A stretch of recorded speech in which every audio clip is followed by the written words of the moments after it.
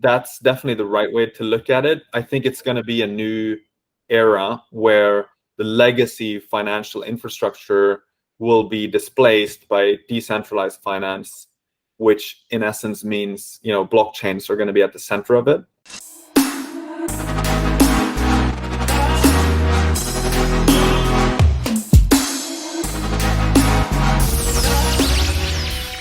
Now, hello and welcome DeFITIMES community to yet another episode of DeFITIMES Daily. Today, Fabian and I have the pleasure to welcome Alex Svanevik to the show. He is the CEO of Nansen. Hey man, how are you doing? Hey, I'm great, thanks. How are you doing? Likewise, we're doing well as well. And before we dive into Nansen and before we touch all the interesting and exciting topics of today, it would be super cool if you could give us like a broad overview of your journey in the crypto industry. So how did you enter the crypto industry and what are you working on right now? Yeah, I've been working in the crypto industry since 2017. Before that, I worked as a data science manager in a European media group. I also worked a few years in management consulting, and my academic background is in machine learning and artificial intelligence. The thing I saw in 2017, first of all, I got excited about Ethereum. So that's kind of what brought me into the space. And I also saw that there was a lot of data available in the crypto industry. And so I felt like I could create value in the intersection of crypto and data. So that's what I set out to do. And my journey into the space was pretty much, in 2017, a lot of people were doing ICOs, investing in ICOs, speculating on them and so on. And I heard about it and I thought, this is definitely some kind of fraud or scam or something. But a lot of my friends were making money off of it. So I got a bit intrigued, jumped into an ICO where coincidentally someone I knew worked. So I figured, well, if they work there, it's probably not a scam, right? So I put some money into that, saw my money go 7x overnight, and was kind of, intrigued and kept looking into this more and more and started collecting data on ICOs. I started looking at on-chain data and so on and so forth. And then I ended up moving to Hong Kong, where I was leading the data team for a startup there. And later on ended up doing some consulting work after that startup with, for example, 0x, which is a decentralized exchange protocol. And then in 2019, we started what eventually became Nansen, which is a blockchain analytics platform. Yeah, Nansen is today one of the biggest analytic tools on the crypto market. And you guys have really been killing it lately. For example, you raised like $12 million in your Series A funding round, which was led by no other than A16Z. And for the people that have no clue whatsoever about Nansen today, could you explain in simple terms what exactly you guys are building and who your target users are? Yeah. So what we do is we pull out all the data from public blockchains like Ethereum, and then we enrich that data with additional information about the addresses that are active on a blockchain. And so that allows you to answer certain questions that you could not otherwise answer. For example, who is accumulating a certain token? Who is behind this very large tether mint?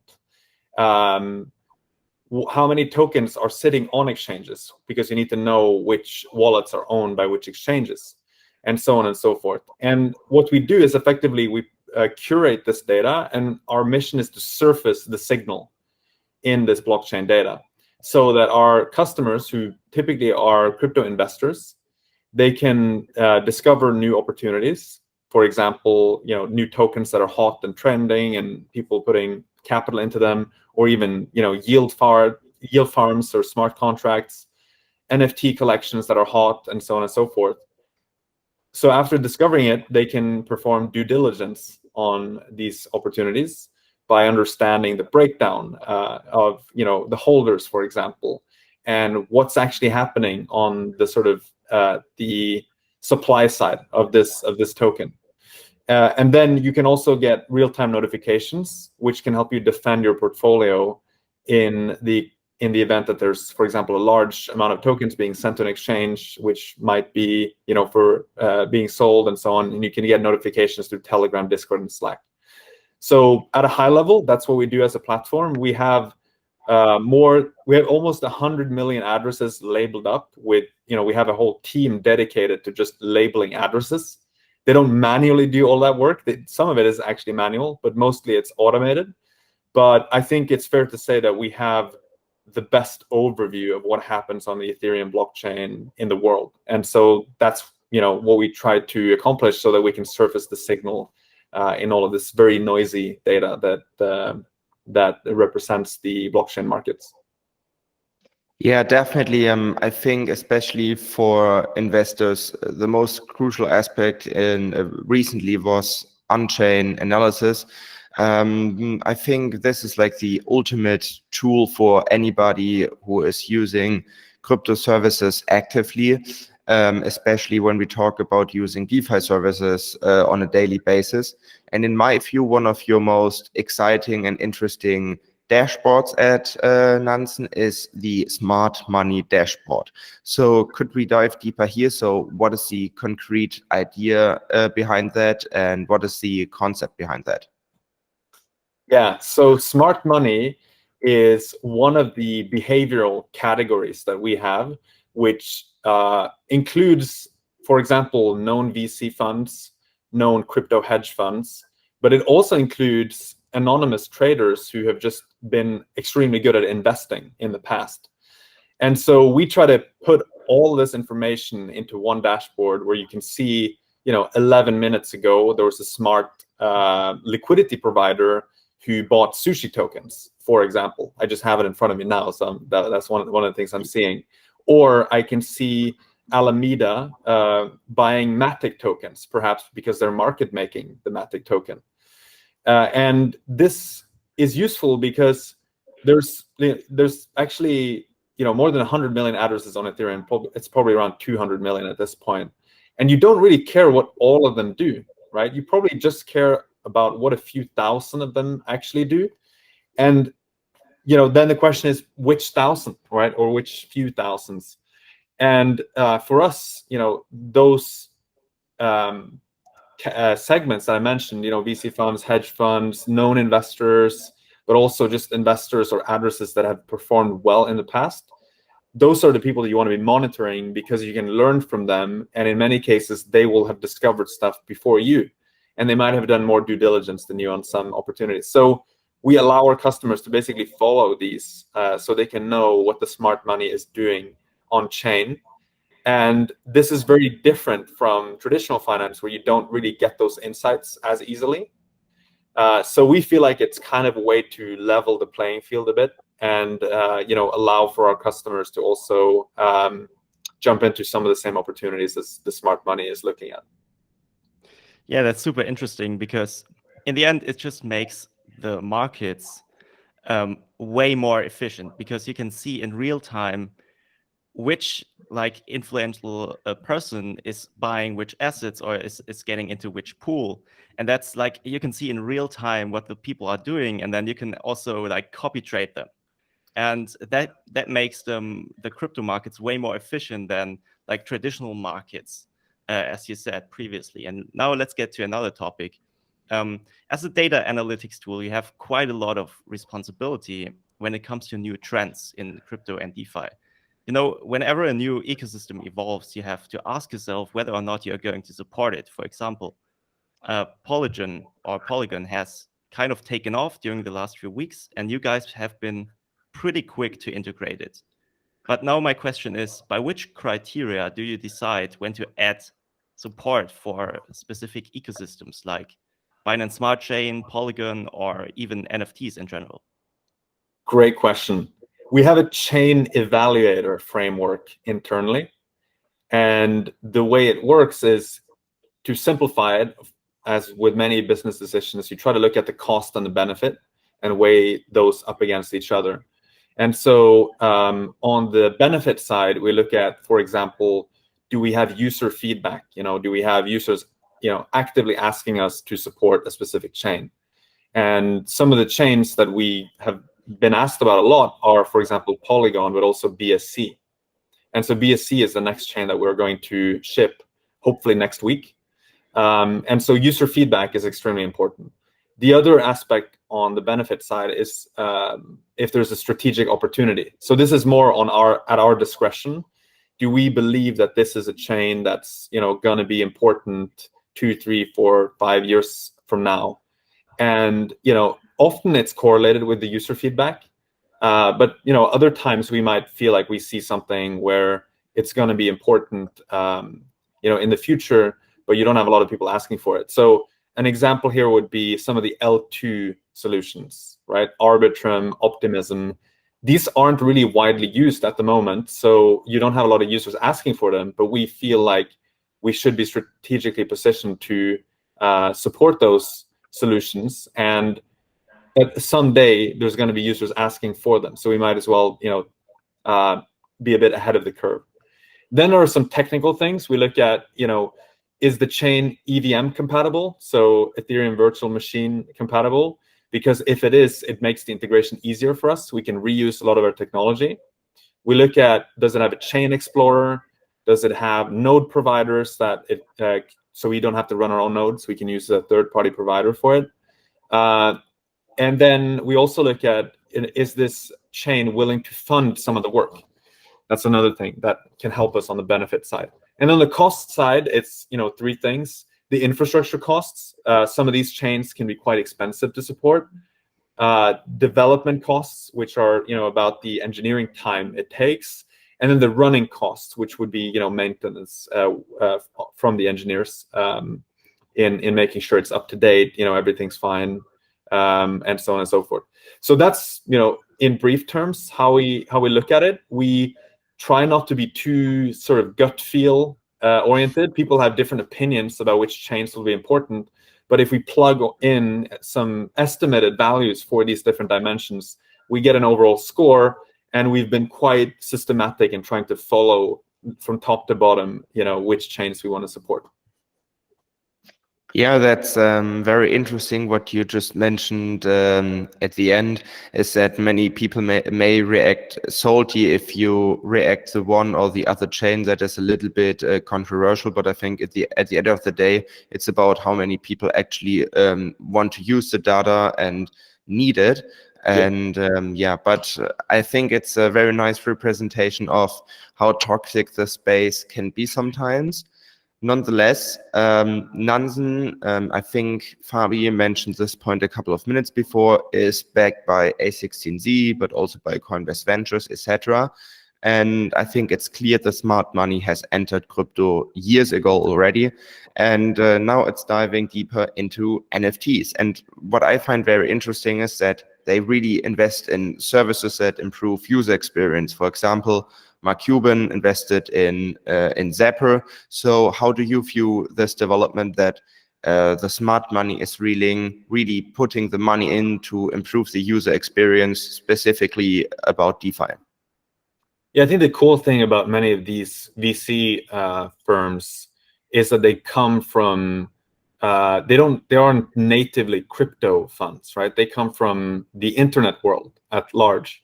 And so A16Z obviously has a rich history from the internet, with Mark Andreessen creating Netscape Navigator, for example, basically the first web browser, or the first mainstream web browser. So I think the cool thing about these funds is that they bring tons of experience from how you can grow to not just hundreds of millions, but actually billions of people.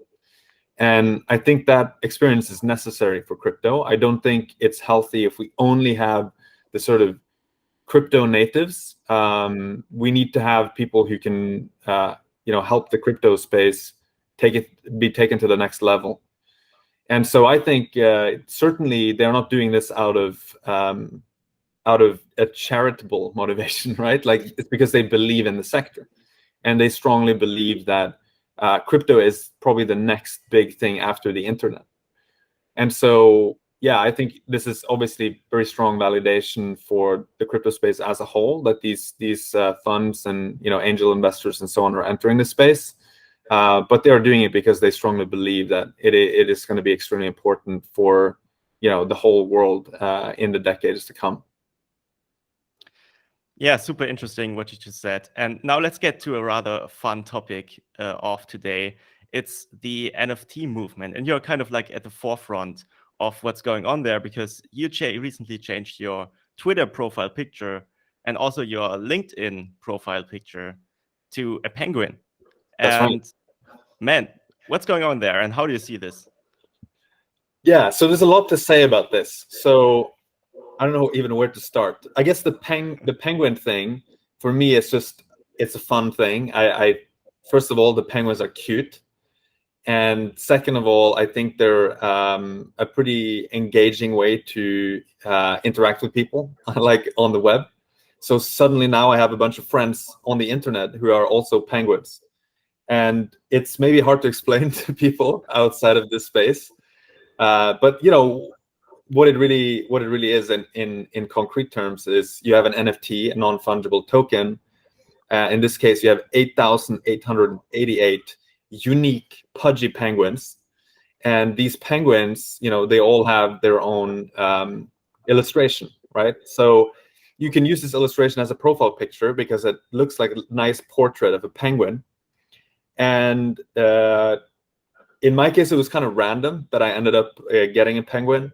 I saw people on crypto Twitter talking about it, and one of my friends, Tom, who works at Dragonfly, a crypto investment fund, said that no one's ever going to put pudgy penguins on a billboard. And I felt that was a bit like a challenge. And so I bought a penguin and started talking to other penguins. And somehow, this group of penguins was able to spin up a billboard in Malaysia. So out in the real world with penguins, literally in the center of Kuala Lumpur in Malaysia, showing off the penguins. But a few days before that, it even made it to a New York Times article about NFT collections. So literally has I can't remember the exact headline, but something like I joined a penguin club because that's what people do, or something like that. So it was pretty funny, but there's obviously no profit motivation. Like, I own 3 penguins in total. I'm not planning on selling any of my penguins. And one of them is my profile pic. Maybe I'll gift a penguin or trade it for another NFT at some point, but I'm happy holding my 3 penguins. But yeah, so that's how it works. And if you take a step back, this is one example of an NFT collection. There are many other NFT collections out there: Bored Apes, CryptoPunks, which is kind of like the most famous one, and then more artistic projects too, like Art Blocks, for example. There was a pretty cool one, I think yesterday, called Generative Masks, which is a generative arts project. And there's literally, at this point, hundreds of these different NFT collections where people can speculate, but they can also create communities around them. And it's just one more example of how crypto, in its essence, is about communities. And so every NFT collection has its own community, and people on the internet just really like growing and nurturing these different communities, and it's pretty fun to engage with them. Yeah, I think we all see it more and more how NFTs completely also change society, because with NFTs it's way easier to represent ownership, and I think this will become a very crucial part of our society, even though many people do not even know about NFTs yet. And another sector or niche that is getting more important is okay, we have DeFi nowadays, but we also have institutional DeFi, so that institutions are using DeFi protocols like Aave Pro or Compound Treasury more often. And even JP Morgan estimates that the staking industry will take off completely after ETH 2.0 is fully enrolled.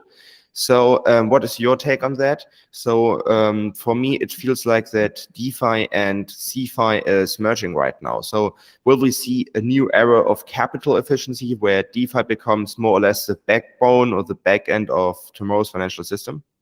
Yeah, I think that's exactly the right way to look at it. DeFi is going to be the back end for finance. And sometimes we judge DeFi harshly because it's really hard to use, right? It's very confusing. You have to use wallets, you have to stake funds, and you have to get yields, and it's pretty confusing, the whole process. But if you think about it as a back-end technology, I think it makes a lot more sense. And then the banks and the fintech providers can be the front ends, and they can hook into the DeFi backend. That's really the way I think about it. And right now, some of us are sort of active, sort of directly interacting with the backend, which is pretty hard and confusing. Almost a bit like people were hacking on computers in like the homebrew computer club in the 70s or 80s. So I think that's definitely the right way to look at it. I think it's going to be a new era where the legacy financial infrastructure will be displaced by decentralized finance, which in essence means blockchains are going to be at the center of it. And if you speak to banks, or if you've ever worked in a bank, like I've worked as a management consultant in a bank, and it's insane, like the legacy systems they have to deal with. They literally have to chase down random people who happen to know how to code in like COBOL or some obscure like core system that was built 20 years ago or even more. It's all extremely outdated. And I think many of them would probably, if they just learned a bit about how DeFi works and so on, they'd probably be happy to learn that they can actually perhaps replace a lot of that infrastructure in not too long. So I think it's not necessarily like DeFi is going to kill banks, but I think that banks have to really take DeFi seriously, because it will definitely replace the financial infrastructure that we have today. Yeah, I totally agree. And I think like the whole discussion is like, it's just about like back end versus front end. And we've seen this all over again. I mean, the front ends are going to be centralized, and banks will have opportunity to get into this niche. But the true back end, it will stay decentralized, and it's just a matter of how we are going to be interacting with it. So we're going to have centralized front ends that are going to be regulated, and we've actually seen this with Uniswap recently, like the whole discussion about Uniswap kind of like delisting 100 assets, and that was for me like an alert, and I noticed where things are heading, because that's not going to go away. Governments are going to try to regulate DeFi, and they are going to succeed in terms of the front end. But let's see if they are going to succeed in terms of the back end. Or how do you see this actually? Are governments going? Yeah, it's a very interesting discussion. I think sometimes maybe the crypto community is a little bit unnuanced when it comes to the need for decentralization. I think the need for decentralization is primarily where you are building things on top of it, so that you have credible neutrality and permissionlessness. But I don't think everything needs to be decentralized. I mean, why shouldn't people be able to build businesses that hook into the blockchain, and those businesses can be centralized? That's totally fine. It's more about if you're building something where other people are building on top of it, or creating content like social media platforms and so on, that's when you need to be very cautious with decentralization. So I would agree with you. I think that at least many of the front ends will probably be centralized, and that's okay. You will also have like decentralized front ends, and that's great too. You will have stuff that is published on like IPFS, for example, and I think probably many of the DeFi like protocols and dApps and so on will have quote unquote decentralized or permissionless user interfaces that you cannot easily shut down. But of course, they will probably be a bit more awkward to access, right, than Google.com or something like that. So I think it's going to be a combination of models on the front end side. But yeah, you're right. The back end itself needs to be open source and needs to be decentralized. Yeah, totally agree. And we have one last question for you, because our time is a little limited today. What can people look out for if they are now interested in Nansen? So what's to come in the next few months? And can you give us a quick roadmap of Nansen in like the near future? Sure. Yeah, in the near future, you can expect to see, first of all, a few more new chains being supported.